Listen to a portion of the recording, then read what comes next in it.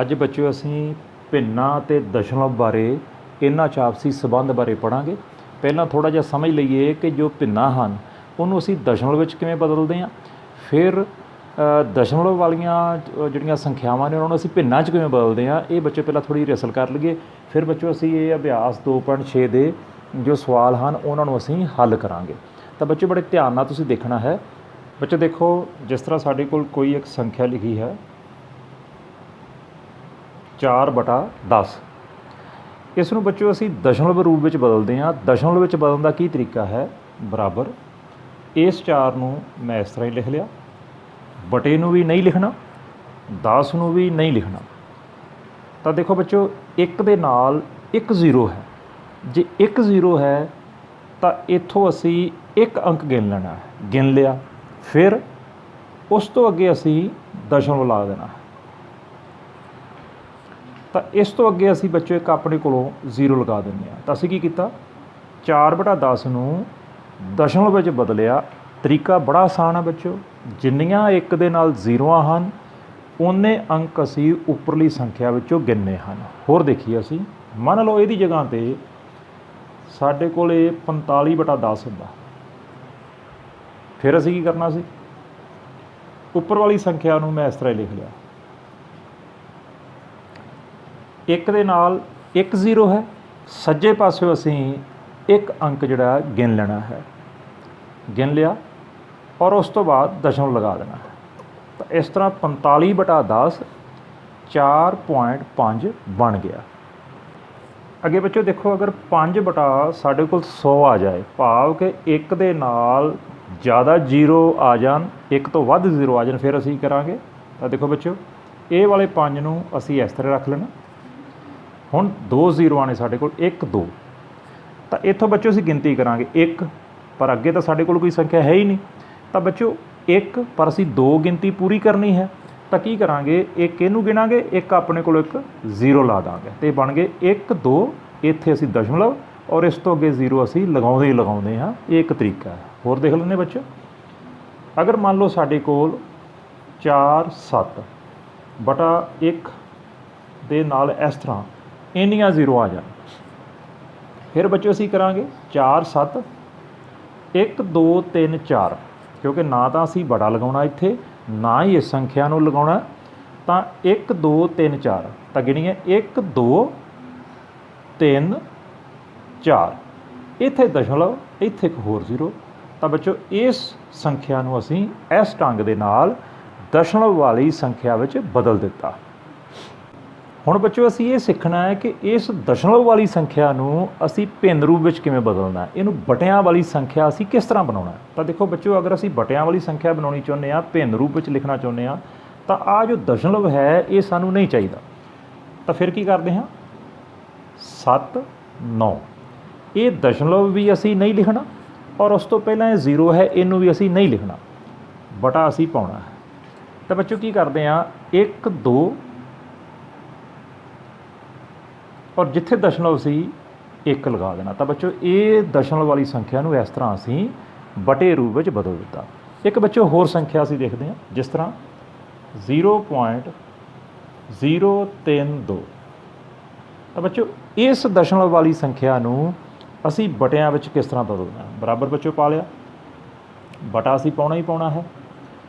ਔਰ ਬੱਚੋ ਇੱਧਰੋਂ ਸ਼ੁਰੂ ਕਰਦੇ ਹਾਂ, 2 3, ਇਹ ਵਾਲੀ 0 ਬੱਚੋ ਅਸੀਂ ਨਹੀਂ ਲਿਖਣੀ, ਇੱਥੇ ਦਸ਼ਮਲਵ ਇਹਨੂੰ ਹਟਾਤਾ, 2 0 ਅੱਗੇ ਆ, ਉਹ 2 0 ਅੱਗੇ ਲਿਖਣ ਦਾ ਸਾਨੂੰ ਕੋਈ ਲਾਭ ਨਹੀਂ ਹੈ, ਤਾਂ ਬਟਾ ਬਣਾ ਲਿਆ। ਹੁਣ ਬੱਚੋ ਧਿਆਨ ਕਰੋ, ਦਸ਼ਮਲਵ ਤੋਂ ਬਾਅਦ ਸਾਡੇ ਕੋਲ ਕਿੰਨੇ ਅੰਕ ਸਨ, 1 2 3, ਇਸ 0 ਨੂੰ ਬੱਚੋ ਅਸੀਂ ਗਿਣਨਾ ਹੈ।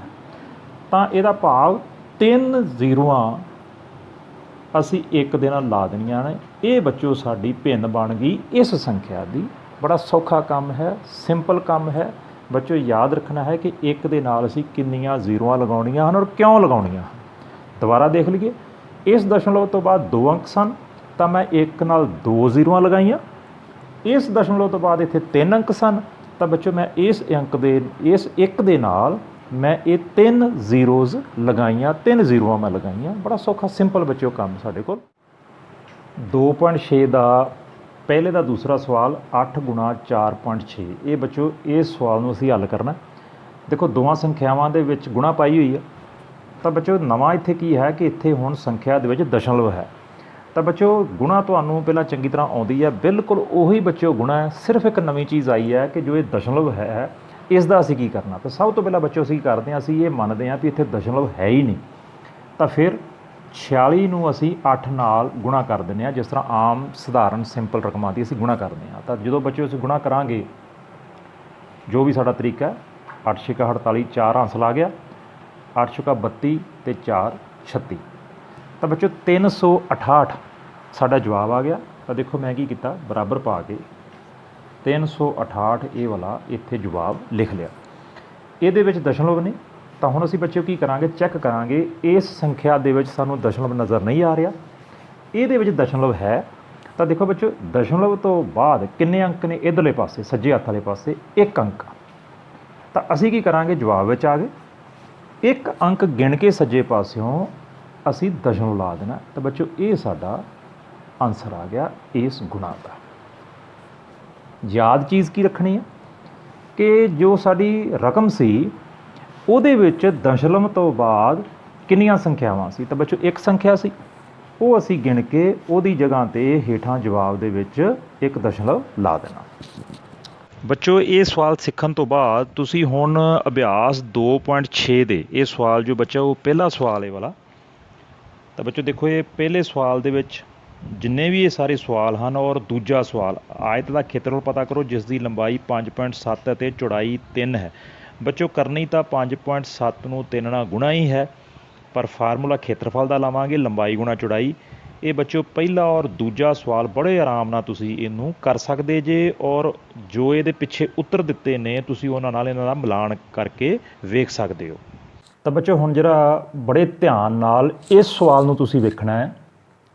ਇੱਥੇ ਬੱਚੋ ਇਹ ਵਾਲੀ ਜੋ ਸੰਖਿਆ ਹੈ ਇਸ ਨੂੰ ਅਸੀਂ 100 ਨਾਲ ਗੁਣਾ ਕਰ ਰਹੇ ਹਾਂ। ਤਾਂ ਬੱਚੋ ਇਹਨਾਂ ਸਵਾਲਾਂ ਨੂੰ ਹੱਲ ਕਰਦਿਆਂ ਹੋਇਆਂ ਜਿਹੜੀ ਤੁਹਾਡੇ ਬੜੀ ਧਿਆਨ ਕਰਨ ਯੋਗ ਗੱਲ ਆ ਉਹ ਬੱਚੋ ਕੀ ਕਿ ਇਹਨੂੰ ਬੱਚੋ ਕੋਈ ਅਸੀਂ ਗੁਣਾ ਦੂਸਰੇ ਢੰਗ ਨਾਲ ਨਹੀਂ ਕਰਨੀ ਕਿ ਇੱਥੇ ਸੰਖਿਆ ਲੈ ਕੇ ਉਹਨੂੰ 100 ਨਾਲ ਇਸ ਤਰ੍ਹਾਂ ਗੁਣਾ ਕਰਨ ਲੱਗ ਜਾਣਾ। ਇੱਥੇ ਇਹਦੇ ਵਾਸਤੇ ਤੁਹਾਨੂੰ ਇੱਕ ਬੜਾ ਮੈਂ ਸੌਖਾ ਢੰਗ ਦੱਸਣ ਲੱਗਾ। ਦੇਖੋ ਬੱਚੋ ਕੀ ਕਰਨਾ ਹੈ, ਜਦੋਂ ਵੀ ਇੱਕ ਸੰਖਿਆ ਦੇ ਵਿੱਚ ਕੁਛ ਜ਼ੀਰੋ ਆ ਜਾਣ, ਬਹੁਤ ਵਧੀਆ ਸਾਡੇ ਵਾਸਤੇ ਉਹਨੂੰ ਸੌਖੇ ਢੰਗ ਨਾਲ ਕਰਨ ਦਾ ਮੌਕਾ ਬਣ ਜਾਂਦਾ। ਅਸੀਂ ਕੀ ਕਰਾਂਗੇ ਬੱਚੋ ਵੀ ਇਹਨਾਂ ਦੋਨਾਂ ਜ਼ੀਰੋ ਨੂੰ ਪਹਿਲਾਂ ਜਵਾਬ 'ਚ ਲਾ ਦੇਣਾ। ਆ ਦੇਖੋ 2 ਜ਼ੀਰੋ ਅਗਰ ਮੈਂ ਇੱਥੇ ਲਗਾ ਦਿੱਤੀਆਂ ਤਾਂ ਅਸੀਂ ਚਲੋ ਇਹਨੂੰ ਕਰਨ ਦਾ ਤਰੀਕਾ, ਇੱਥੇ 1 ਇਕੱਲਾ ਰਹਿ ਗਿਆ। ਇਸ ਸੰਖਿਆ ਨੂੰ ਜਦੋਂ 1 ਨਾਲ ਗੁਣਾ ਕਰਾਂਗੇ ਸਾਨੂੰ ਪਤਾ ਹੈ ਬੱਚੋ ਕਿ ਇਸ ਸੰਖਿਆ ਵਿੱਚ ਕੋਈ ਤਬਦੀਲੀ ਨਹੀਂ ਆਊਗੀ, ਇਹਨੂੰ ਸੰਖਿਆ ਨੂੰ ਸਿੱਧਾ ਹੀ ਅਸੀਂ ਇੱਥੇ ਲਾ ਦੇਣਾ। ਲਓ ਬੱਚੋ ਆਹ ਸਾਡਾ ਆਨਸਰ ਬਣ ਗਿਆ। ਹੋਰ ਸਵਾਲ ਵੇਖੀਏ ਇਹਦੇ ਨਾਲ ਦਾ। ਮੰਨ ਲਓ ਕੋਈ ਸੰਖਿਆ ਹੋਰ ਆ ਜਾਂਦੀ ਹੈ ਇਸ ਤਰ੍ਹਾਂ, ਇਹਨੂੰ ਕਿਸੇ ਹੋਰ ਵੱਡੀ ਸੰਖਿਆ ਨਾਲ ਬੱਚੋ ਆਪਾਂ ਗੁਣਾ ਕਰਦੇ ਹਾਂ। ਤਾਂ ਬੱਚੋ ਢੰਗ ਬਹੁਤ ਹੀ ਸੌਖਾ। ਕੀ ਕਰਾਂਗੇ, 1 2 3 4 ਇਹ ਜਿਹੜੀਆਂ 4 ਜ਼ੀਰੋ ਨੇ ਇਹਨਾਂ ਨੂੰ ਬੱਚੋ ਅਸੀਂ ਪਹਿਲਾਂ ਜਵਾਬ ਵਿੱਚ ਲਾ ਦੇਵਾਂਗੇ। ਤਾਂ ਇਹ 4 ਜ਼ੀਰੋ ਇੱਥੇ ਲਾਤੀਆਂ, ਇਸ 1 ਨੂੰ ਇਸ ਸਾਰੀ ਸੰਖਿਆ ਨਾਲ ਗੁਣਾ ਕਰ ਦੇਵਾਂਗੇ। ਤਾਂ ਬੱਚੋ ਇਹਦੇ ਉੱਤੇ ਕੋਈ ਫਰਕ ਨਹੀਂ ਪੈਣਾ, ਇਹ ਸਾਰੀ ਦੀ ਸਾਰੀ ਸੰਖਿਆ ਇਸੇ ਤਰ੍ਹਾਂ ਹੀ ਅਸੀਂ ਇੱਥੇ ਲਾ ਦੇਣੀ। ਇਹ ਸਾਡਾ ਆਨਸਰ ਆ ਗਿਆ। ਤਾਂ ਬੱਚੋ ਯਾਦ ਰੱਖਣਾ ਹੈ, ਜਦੋਂ ਵੀ ਕਿਸੇ ਸੰਖਿਆ ਨੂੰ 1 ਤੇ ਉਹਦੇ ਨਾਲ ਕੋਈ ਜ਼ੀਰੋ ਲੱਗੀ ਹੋਵੇ, ਭਾਵ ਕਿ 10 100 1000 10,000 1 ਲੱਖ, ਤਾਂ ਬੱਚੋ ਕੀ ਕਰਨਾ ਹੈ ਕਿ ਉਹਦੀਆਂ ਜਿੰਨੀਆਂ ਵੀ ਜ਼ੀਰੋਜ਼ ਹਨ ਉਹਨਾਂ ਸਾਰੀਆਂ ਜ਼ੀਰੋ ਨੂੰ ਸਿਫਰਾਂ ਨੂੰ ਸਿੱਧਾ ਜਵਾਬ ਵਿੱਚ ਲਗਾ ਦੇਣਾ ਹੈ, ਔਰ ਜੋ ਬਾਕੀ ਬਚਿਆ 1 ਹੈ ਉਹਨੂੰ ਉਸ ਸੰਖਿਆ ਨਾਲ ਗੁਣਾ ਕਰਨੀ। ਔਰ ਸਾਨੂੰ ਪਤਾ ਹੈ ਬੱਚੋ ਕਿ ਸੰਖਿਆ ਵਿੱਚ ਕੋਈ ਤਬਦੀਲੀ ਨਹੀਂ ਹੋਣੀ, ਸਿੱਧੀ ਅਸੀਂ ਇਸੇ ਤਰ੍ਹਾਂ ਲਿਖ ਦੇਣੀ ਹੈ। ਹੁਣ ਬੱਚੋ ਜਿਹੜਾ ਅਸੀਂ ਹੁਣੇ ਇਹ ਸਵਾਲ ਹੱਲ ਕੀਤਾ ਹੈ, ਇਸੇ ਸਵਾਲ ਨੂੰ ਅਸੀਂ 2.6 ਦਾ ਸਵਾਲ ਬਣਾਉਣ ਲੱਗੇ ਹਾਂ, ਕਿਉਂਕਿ 2.6 ਅਭਿਆਸ ਜਿਹੜੀ ਬੱਚੋ ਸਾਡੀ ਹੈ ਉਹਦੇ ਵਿੱਚ ਤੀਜੇ ਦਾ ਜੋ 8ਵਾਂ ਸਵਾਲ ਹੈ, ਇਹ ਹੁਣੇ ਤੁਸੀਂ ਗਣਿਤ ਤੋਂ ਵੇਖਣਾ ਹੈ। 2.6 ਦਾ ਤੀਜੇ ਦਾ 8ਵਾਂ ਸਵਾਲ ਹੈ। ਰਕਮ ਬਿਲਕੁਲ ਇਸੇ ਤਰ੍ਹਾਂ ਦੀ ਹੈ, ਪਰ ਉਹਦੇ ਵਿੱਚ ਕੀ ਹੈ ਕਿ ਇੱਥੇ ਦਸ਼ਮਲਵ ਲੱਗਾ ਹੈ। ਬੱਚਿਓ ਧਿਆਨ ਨਾਲ ਦੇਖੋ ਕਿ ਜਦੋਂ ਦਸ਼ਮਲਵ ਵਾਲੀ ਸੰਖਿਆ ਨੂੰ ਅਸੀਂ ਇਸ ਤਰ੍ਹਾਂ ਗੁਣਾ ਕਰਨੀ ਹੈ ਤਾਂ ਕੀ ਕਰਨਾ ਹੈ। ਬੱਚੋ ਢੰਗ ਉਹੀ ਹੈ ਜਿਹੜਾ ਤੁਹਾਨੂੰ ਮੈਂ ਹੁਣੇ ਸਿਖਾ ਕੇ ਹਟਿਆ।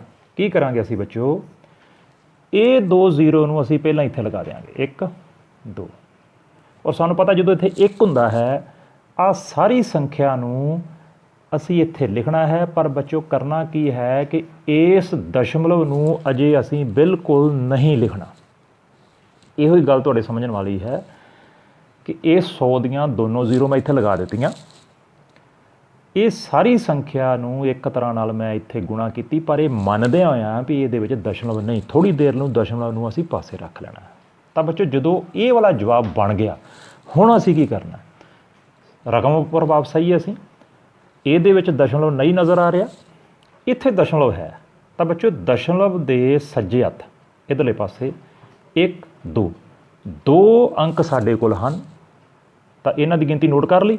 ਹੁਣ ਅਸੀਂ ਜਵਾਬ ਵਿੱਚ ਆ ਗਏ। ਇੱਧਰੋਂ ਬੱਚੋ 2 ਅੰਕ ਗਿਣਨੇ ਹਨ, 1 2 ਔਰ ਇੱਥੇ ਦਸ਼ਮਲਵ ਲਗਾ ਦੇਣਾ ਹੈ। ਇਸ ਚੀਜ਼ ਨੂੰ ਬੱਚੋ ਬੜੇ ਧਿਆਨ ਨਾਲ ਸਮਝੋ। ਸਾਰੇ ਸਵਾਲ ਇਸ ਢੰਗ ਨਾਲ ਤੁਹਾਡੇ ਕੁਛ ਮਿੰਟਾਂ ਵਿੱਚ ਹੀ ਹੋ ਜਾਣੇ ਹਨ।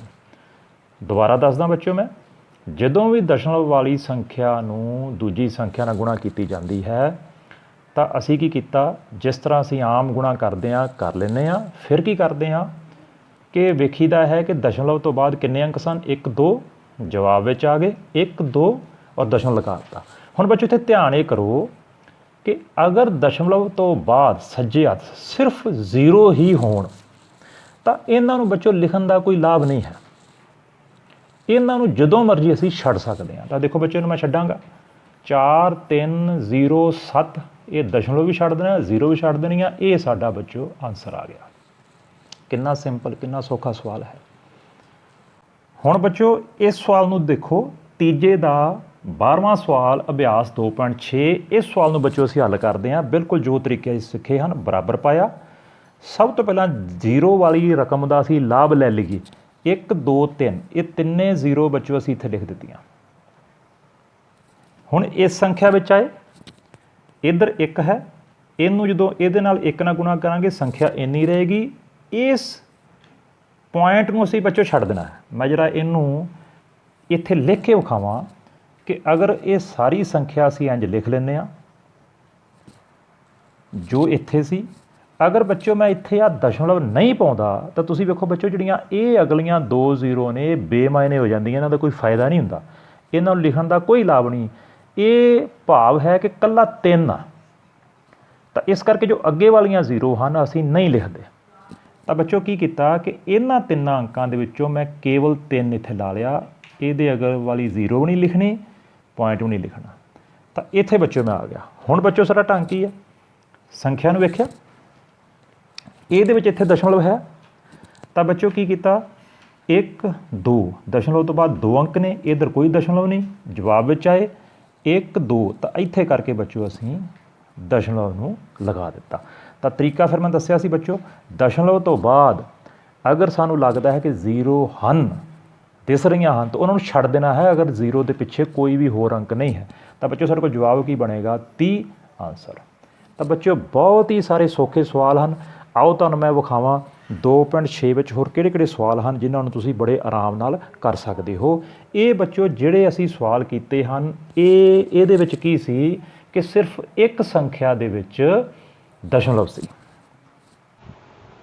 ਤਾਂ ਬੱਚੋ ਇਹ ਸਵਾਲ ਸਮਝਣ ਤੋਂ ਬਾਅਦ 2.6 ਅਭਿਆਸ ਦੇ ਬੱਚੋ ਜਿਹੜਾ 3 ਨੰਬਰ ਸਵਾਲ ਦੇ ਵਿੱਚ ਸਵਾਲ ਹਨ, ਦੇਖੋ ਇਹ ਕਿੰਨੇ ਸਾਰੇ ਸਵਾਲ ਦਿੱਤੇ ਨੇ, 1.3 ਗੁਣਾ 10। ਇਹ ਸਾਰੇ ਦੇ ਸਾਰੇ ਸਵਾਲ ਬੱਚੋ ਤੁਸੀਂ ਕਰ ਸਕਦੇ ਜੇ। ਤਾਂ ਬੱਚੋ ਇਹਨਾਂ ਸਾਰੇ ਸਵਾਲਾਂ ਨੂੰ ਤੁਸੀਂ ਕਰਨਾ ਹੈ, ਔਰ ਜੇ ਕੋਈ ਸਵਾਲ ਇਹਨਾਂ 'ਚੋਂ ਨਹੀਂ ਸਮਝ ਤੁਹਾਨੂੰ ਲੱਗਦਾ ਤਾਂ ਤੁਸੀਂ ਮੈਨੂੰ ਇਹਦੇ ਬਾਰੇ ਪੁੱਛਣਾ ਹੈ।